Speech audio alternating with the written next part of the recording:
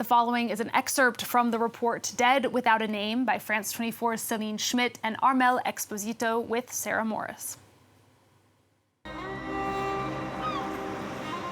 Across from the coast of Morocco in Cadiz, Maria Lopez works as a forensic pathologist. The police call her when a body is found on the beach. When you go to the beach, you're thinking about the sand, about holidays, going in the sea. When I go to the beach, it reminds me of the bodies of washed-up migrants. I can't stop thinking about how they looked. Every year, Maria and her team try to identify hundreds of dead migrants. Most of them are found with no identifying documents. We're off to the funeral parlour, where the forensic service is based. That's where the corpses found on the beach are given an autopsy. At Cadiz's morgue, the meticulous work of the pathologist begins. Hi.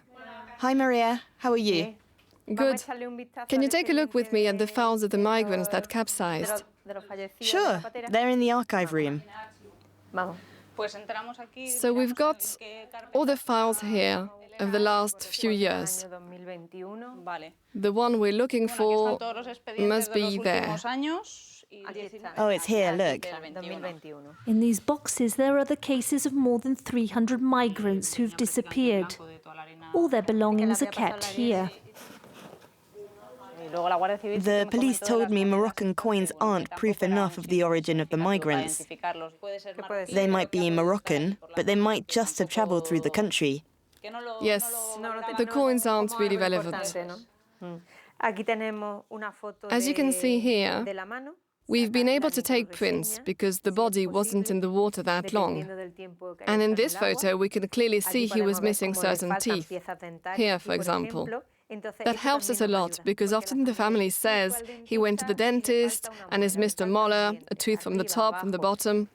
All that gives us clues. But the only way to be certain about the identity of someone is to extract their DNA, to obtain their genetic profile, and to compare it to the family members. While waiting for the results, the bodies remain at the morgue, often for several years. Hi. Have you finished the autopsy? Yes, and we've classified everything. Hi.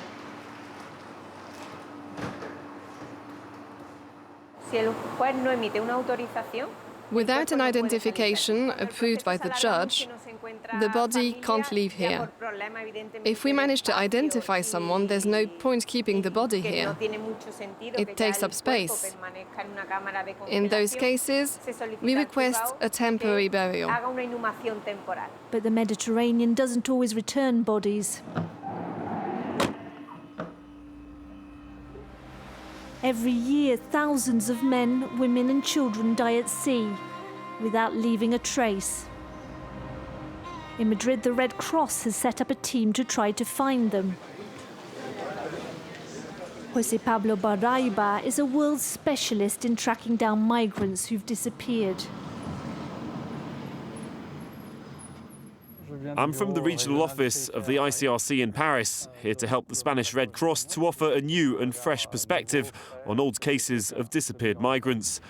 All these cases are complicated because a lot of time has gone by and it's time to see if something can still be done. This morning, José and his colleagues are focusing on a group of young Algerians whose families reported them missing more than a year ago. We received the research request from someone's brother who lives in Europe. He gave us his first name and surname, his age. It's a young adult. These 12 migrants all come from the same neighborhood and seem to have boarded a boat in the same place. The details from the families are limited because they know that they boarded, but they can only tell us that they got on a boat. There's no information on the arrival.